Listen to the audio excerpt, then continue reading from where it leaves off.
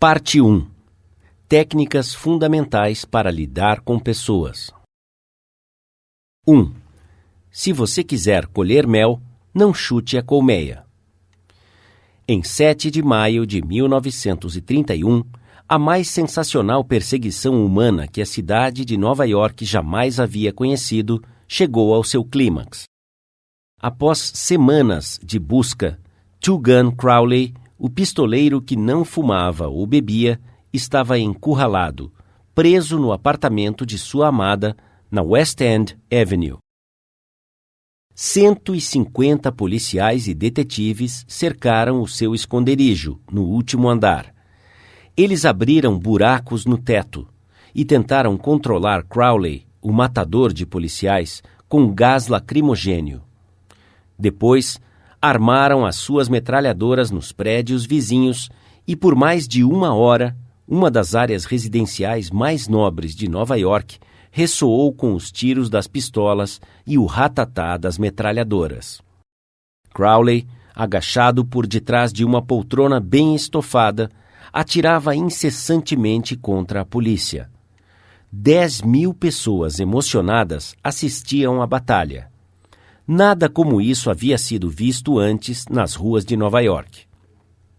Quando Crowley foi capturado, o comissário de polícia, E.P. Mulroney, declarou que o marginal Two Gun era um dos criminosos mais perigosos já encontrados na história de Nova York. Ele matará, disse o comissário, ao cair de uma pena. Mas o que Two Gun Crowley pensava de si mesmo? Nós sabemos, porque enquanto a polícia estava atirando para dentro de seu apartamento, ele escrevia uma carta endereçada a quem possa interessar. E enquanto ele escrevia, o sangue estava escorrendo de suas feridas, deixando um rastro carmesim no papel. Em sua carta, Crowley disse: "Debaixo do meu casaco há um coração cansado, mas generoso, que não machucaria ninguém." Pouco tempo antes disso, Crowley estava passando um tempo com a sua namorada. E em uma estrada no campo em Long Island, de repente, um policial chegou até o carro em que estavam e disse: "A sua carteira de motorista, por gentileza." Sem dizer uma palavra, Crowley sacou a sua arma e matou o policial com muitas balas de chumbo. Enquanto o policial baleado caía, Crowley saltou do carro, pegou o revólver do policial e atirou mais uma bala no corpo prostrado. E este era o pistoleiro que havia dito: "Debaixo do meu casaco há um coração cansado, mas generoso, que não machucaria ninguém."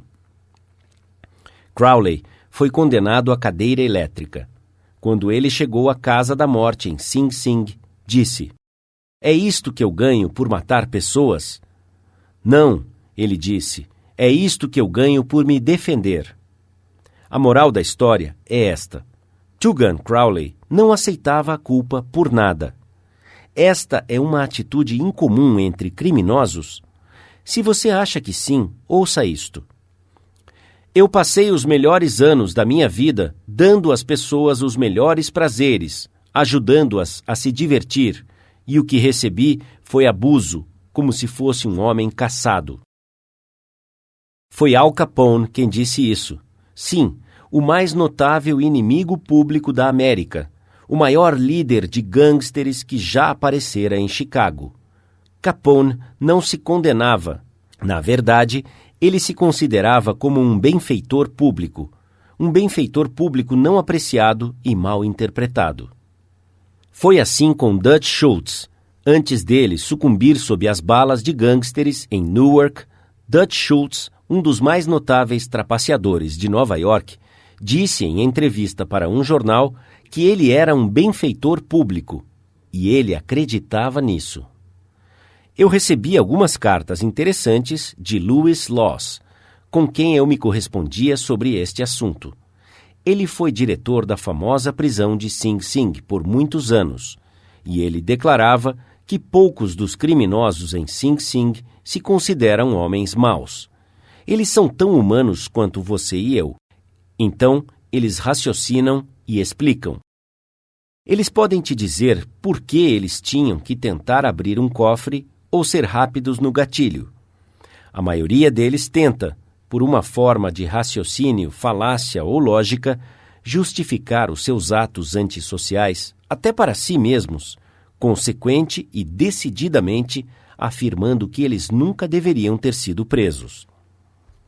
Se Al Capone, Two Gun Crowley, Dutch Schultz e os homens e mulheres desesperados atrás das grades de prisões não se culpam por nada, o que podemos dizer sobre as pessoas com as quais você e eu mantemos contato? John Wanamaker, fundador das lojas com o seu nome, certa vez confessou: "Eu aprendi, há 30 anos, que é uma tolice repreender. Já tenho problemas tentando superar as minhas próprias limitações, sem me preocupar com o fato de que Deus decidiu não distribuir o dom da inteligência justamente." Wanamaker aprendeu esta lição cedo, mas eu, pessoalmente, tive que passar por diversas situações neste mundo antigo por 1/3 de um século antes que eu pudesse perceber que 99 entre 100 vezes as pessoas não se criticam por nada, não importa o quanto podem estar erradas. A crítica é fútil porque ela coloca a pessoa na defensiva e, geralmente, faz com que esta tente se justificar. A crítica é perigosa porque ela fere o orgulho precioso da pessoa, fere o seu senso de importância e desperta o ressentimento. B.F. Skinner, o psicólogo mundialmente famoso, provou através de seus experimentos que um animal, recompensado por bom comportamento, irá aprender muito mais rapidamente e reter o que aprende muito mais eficientemente do que um animal que é punido por mau comportamento. Estudos posteriores demonstraram que o mesmo se aplica aos seres humanos. Através da crítica, não fazemos mudanças duradouras e geralmente isso resulta em ressentimento. Hans Selye, outro grande psicólogo, disse: "Com a mesma proporção em que nós buscamos a aprovação, tememos a condenação. O ressentimento que a crítica produz pode desmoralizar funcionários, membros da família e amigos, e mesmo assim não irá corrigir a situação que foi condenada." George B. Johnston, de Enid, Oklahoma, é coordenador de segurança para uma empresa de engenharia. Uma de suas responsabilidades é assegurar que os funcionários usem os seus capacetes quando estão trabalhando no campo. Ele reportou que quando se deparava com trabalhadores que não estavam usando os capacetes, os instruía com bastante autoridade sobre o regulamento e reiterava que eles deveriam respeitá-lo. Como resultado, eles até obedeciam, e muitas vezes, após ele afastar-se, os trabalhadores tiravam seus capacetes. Ele decidiu tentar de outra forma. A próxima vez que ele encontrou trabalhadores sem capacete, perguntou se os capacetes eram desconfortáveis ou se não cabiam direito. Então, ele lembrava os homens em um tom amigável que o capacete foi projetado para protegê-los de acidentes e sugeriu que sempre fosse usado quando estivessem trabalhando. O resultado foi o aumento de conformidade com o regulamento e nenhum ressentimento ou quaisquer distúrbios emocionais. Você encontrará muitos exemplos da futilidade da crítica em milhares de páginas da história. Tome, por exemplo, a famosa briga entre Theodore Roosevelt e o presidente Taft, uma disputa que dividiu o Partido Republicano, colocou Woodrow Wilson na Casa Branca e escreveu linhas luminosas em negrito que atravessaram a Primeira Guerra Mundial e alteraram o curso da história. Vamos revisar os fatos rapidamente. Quando Theodore Roosevelt saiu da Casa Branca em 1908, ele apoiou Taft, que fora eleito presidente. Depois, Theodore Roosevelt foi para a África para caçar leões. Quando retornou, ele se enfureceu. Ele denunciou Taft pelo seu conservadorismo, tentou garantir a nomeação para o seu terceiro mandato, formou o partido Bull Moose e fez tudo para extinguir o Grand Old Party, o Partido Republicano.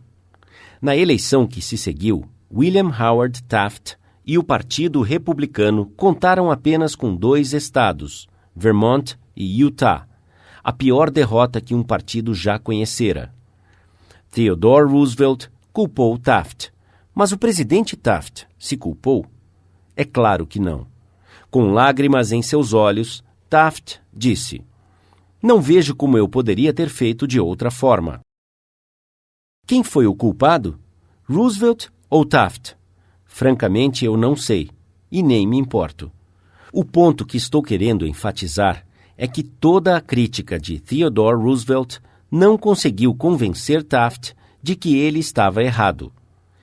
Ela meramente fez com que Taft tentasse se justificar e a reiterar com lágrimas nos olhos: "Não vejo como eu poderia ter feito de outra forma." Ou tome o escândalo de petróleo da Teapot Dome Oil. Por causa disso, os jornais ficavam ligando indignados no início da década de 1920. Ele chocou a nação. Nada parecido havia acontecido na vida pública americana que alguém pudesse lembrar. Aqui estão os fatos concretos do escândalo. Albert B. Fall, secretário do Interior no gabinete de Harding, fora incumbido do leasing das reservas de petróleo da Elk Hill e Teapot Dome, reservas de petróleo que haviam sido postas de lado para serem utilizadas futuramente pela Marinha. O secretário Fall permitiu a licitação pública? Que nada. Ele entregou o contrato grande e lucrativo diretamente ao seu amigo Edward L. Doheny. E o que Doheny fez? Ele deu ao secretário o que ele, com satisfação, chamou de um empréstimo de $100.000. Então, de forma arbitrária, o secretário Fall ordenou que fuzileiros navais dos Estados Unidos entrassem no distrito para expulsar os concorrentes cujos poços adjacentes estavam extraindo petróleo das reservas da Elk Hill. Esses concorrentes, expulsos de suas terras à força, com o uso de armas e baionetas, correram para a justiça e expuseram o escândalo da Teapot Dome. A podridão foi tamanha que arruinou a Harding Administration, causando náusea a uma nação inteira, ameaçando a destruição do Partido Republicano e colocando Albert B. Fall atrás das grades. Fall foi cruelmente condenado, como poucos homens na vida pública já foram condenados. Ele se arrependeu? Nunca. Anos mais tarde, Herbert Hoover deu a entender em um discurso público que a morte do presidente Harding havia sido devido à preocupação e ansiedade mental, porque um amigo o havia traído. Quando a senhora Fall ouviu isso, ela pulou de sua poltrona, chorou. Ela fazia sinais com seus punhos contra o destino e gritou: "O quê? Harding traído por Fall? Não! O meu marido nunca traiu ninguém. Esta casa cheia de ouro não tentaria o meu marido a fazer algo errado. Ele é quem foi traído e levado ao Calvário e crucificado." Aí está, a natureza humana em ação. Malfeitores culpando todos, menos a si mesmos. Todos nós somos assim. Então, quando você e eu formos tentados a criticar alguém amanhã, lembre-se de Al Capone, Tugan Crowley e Albert Fall. Devemos nos lembrar que críticas são como pombos-correio. Eles sempre voltam para casa. Lembre-se que a pessoa que vamos corrigir e condenar provavelmente irá se justificar, e nós é que seremos condenados. Ou como o sutil Taft diria: "Eu não vejo como eu poderia ter feito de outra forma." Outra forma.